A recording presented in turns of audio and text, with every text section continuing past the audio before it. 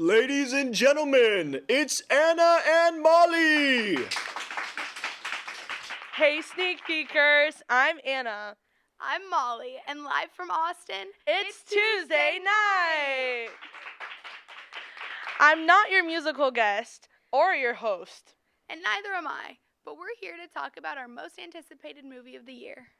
That's right. Thanks to our friends at Fonz PR, last week we had an awesome opportunity to catch an early screening of Saturday Night, a retelling of the chaotic backstage of the first ever Saturday Night Live broadcast. And to say it was chaotic is putting it lightly. The movie takes us on an exciting and anxiety-inducing whirlwind of the hour and a half leading up to the first show, and it left us here at Sneak Peek looking very professional. Oh, please, I wouldn't say that. We're very professional here at Sneak Peek. Remember how this was supposed to be a prereq? No, I don't. I wasn't at the meeting. Right.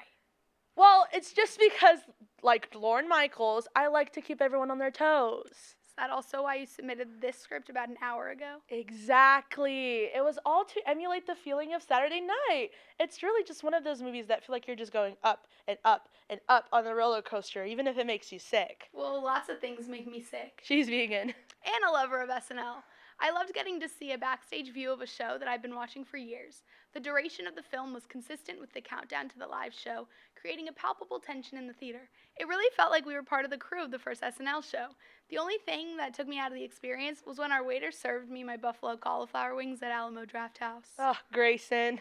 And as a lover of the never-ending popcorn bucket and the guests of SNL, this cast was my dream lineup, with stars like Rachel Sennett and Dylan O'Brien having cheeky and hilarious scenes together, all the way to equally supporting actors that were so hilarious, of Corey Michael Smith, Ella Hunt, Lamorne Morris, and Kim Matula, that brought such a raw and real aspect of the rising actors of the 70s. They really knocked it out of the park.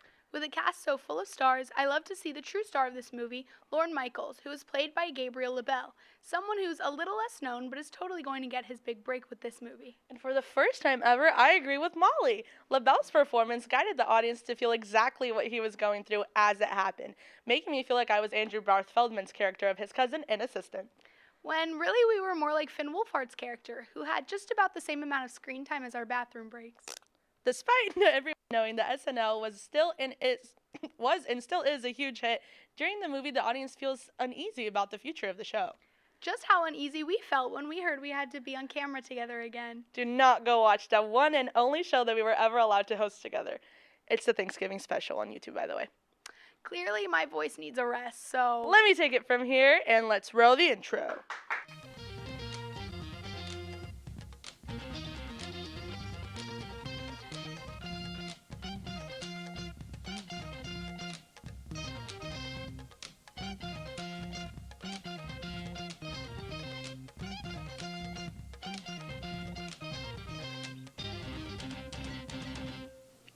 Hey Sneak Peekers! I'm Nolan, And I'm Gavin. and we're your actual hosts for today's episode. Yeah, we don't know who let those two run the show, but now that you're in the qualified and capable hands of your head writers. So let's get into some news, shall we? Sure, Gavin.